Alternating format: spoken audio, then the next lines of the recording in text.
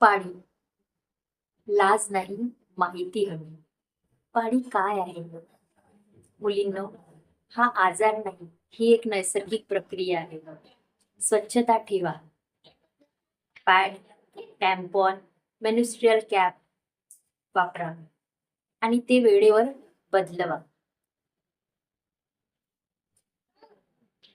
योग्य आहार आणि विश्रांती घ्या. मुलींना पाळीबाबत माहिती कुठल्या वयात द्यायला हवी?